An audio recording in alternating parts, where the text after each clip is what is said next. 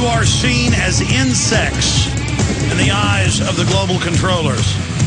They are poisoning all of us in the food, the water, the cleaning products, everything by design. We have covered their own documents, their own admissions in triplicate. You ignore this information at your peril. But thank God there are people out there like JP, the last caller, that are going and putting my films and other documentaries on Access TV, reaching thousands of people. That's another great avenue to reach out to folks. Whatever way you use, whether it's the internet or talk radio or blogs or newsletters or you write a book, every person you warn, every person that you wake up is one step closer to victory against this dehumanization. Now, I want to go hurriedly through your calls now. The toll-free number to join us is 800-259-9231.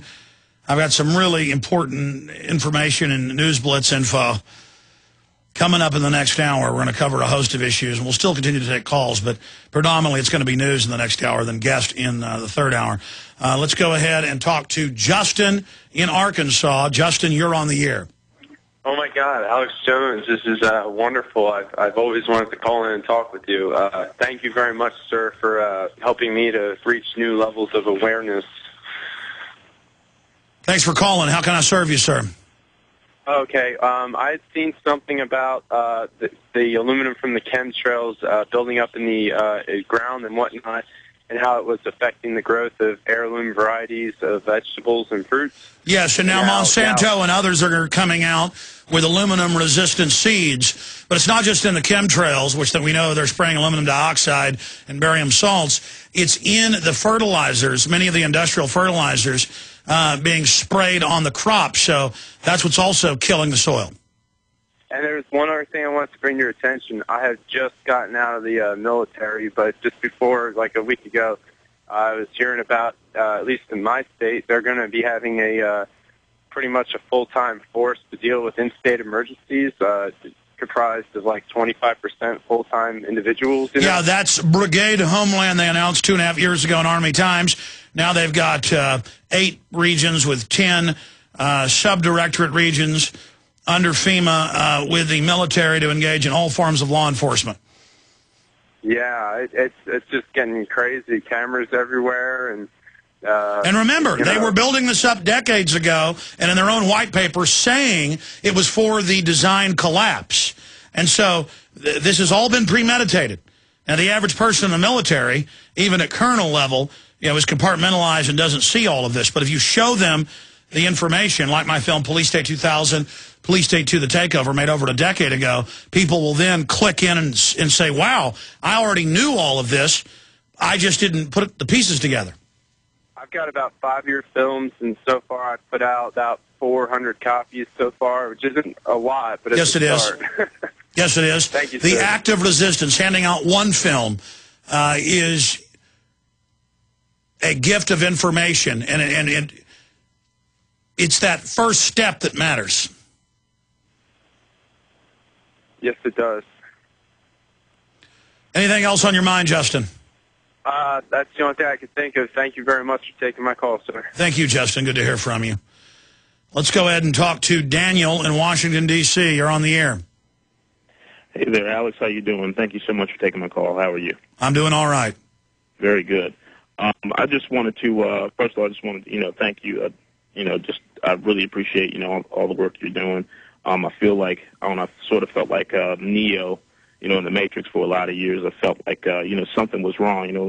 When Morpheus was explaining to him, you always saw something wrong, but, you could never just quite put your finger on it. So I felt like that. And, in a lot of ways, you and other people kind of like my Morpheus a little bit. So no, that's it. I mean, all I've ever done is point out that people already intrinsically knew, as I said 30 seconds ago, they just hadn't put the pieces together. And I think when callers call in and say, thank you, Alex, thank you, I always make the point, don't thank me. This is self-preservation. I mean, this is pure evil, scientifically crafted dehumanization we're dealing with. I think really the statement is, I care about you intrinsically, and we are brothers and sisters in liberty, in loving the truth, in carrying the fire of hope and honor and love in our hearts. And so I think instead of saying you appreciate me, I appreciate you, and we love the truth, and so we are spiritual brothers. And so I understand callers always want to thank me because they want to say, I appreciate you. Well, no, I appreciate you. We are together.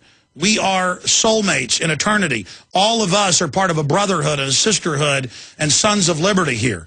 And so I think that's really why, even though I ask callers not to thank me, everyone does it because they're wanting to say, I am with you. Well, I am with you as well. We are together in history. Absolutely. United we stand. Well, I wanted to bring up just a couple of things. I'm on Facebook like a lot of other folks, and I was just, looking at some of your pages, and I just get so tired and so frustrated. There are so many people that are on these comments and on these message boards, and they instead of like an issue or something that you might have posted up there, they want to focus and maybe badmouth you or, make it about you instead of focusing on the issue. And when it didn't take for you to tell me or the rest of your listeners to focus on the issues, and they choose not to. So what I was basically saying was just, if he's touching on something that you don't want him to touch on or whatever, then go ahead and write an article or make up a blog and pretty much, just do what you want to do. If all you're going to do is go into his message boards and stuff and badmouth him, you're not being really productive. I would never go to Glenn Beck's message board or something like that, or some neo-lib message board and badmouth like whoever put it together. I would go on there and raise issues that I'd want raised up. You know what I mean? So I just think that's crazy. And I had recently, from off of your site, I've got Colonel Leroy Fletcher Prouty's The Secret Team, and it's extremely informative already. I'm not even that far into it. Well, it is extremely important, and everything you've said has been extremely well focused. Anything else, Daniel? Huh? Anything else, sir? No. Well, concerning The Secret Team, I just wanted to say really quick. I thought it was incredible. My father, he came in and then he saw it and he was like, "Oh, what is this, another conspiracy book?" I said, "No, I kind of consider it a history book rather, but okay, yeah, for the sake of argument." And he's like, "Well, I think he's basically called Colonel Prouty a snitch or what have you." And then so I let him make his point, and I came back after the fact and said, "Well, you know what? Let me ask you a quick question and tell me the truth. Would you still have said the same thing if Colonel Prouty had written this book, but instead of critiquing the CIA and what he calls the secret team, he had been supporting it? Would you still say the same thing?" He thought about it for a minute, and he said, "No, I wouldn't say the same thing." And I left. I just think it's so incredible. We need to shake ourselves out of this silly apathy that we're in. Daniel, I appreciate your call. Let me speak to your father, who I'm sure is a wonderful person. And because he is a good patriotic American, and he's done good work, it sounds like, in the government, he takes that as an insult to hear about Fletcher Prouty, the head of Black Ops, the liaison between the Pentagon and the CIA and the White House. He takes that as an insult against himself. And that's why compartmentalization is so dangerous, is that people that work in the system are shielded and are kept in a little bubble and are generally told they're doing something for one reason, when really it's not being done for A, it's being done for B. And they don't want their image of America to be tarnished. And they're really playing a mind game with themselves, where if they think that they just say everything's okay, then that makes it okay, and that's not the case.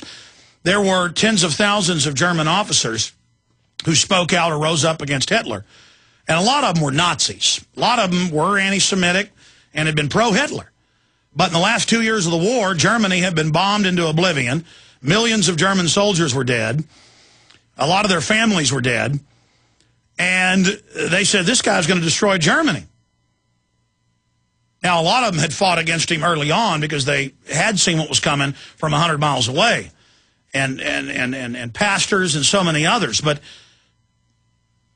were they traitors? Were the German officers that tried to get rid of Hitler? I mean, were they traitors? See, the government of Germany wasn't Hitler, though he made it to be the government. The government was the people under their republic, but they lost their Weimar Republic. They lost it to corruption and apathy and to depression. You know, depressions most of the time lead to a worse form of tyranny than what was there beforehand. That's why the globalists are putting us into this depression, and then they're going to offer their solutions. Bernanke and others are, which is more control for them. Here it is today. Obama poised to sign sweeping financial overhaul. But since you mentioned the fact that the folks on the internet spend more time attacking Alex Jones than they do attacking the government and criticizing it. They spend, I mean, large portions of people. It's one of the biggest memes on the internet, and it's actually helped me. I guess God, you know, says no weapon formed against us will prosper, and I didn't understand this, 15 years ago.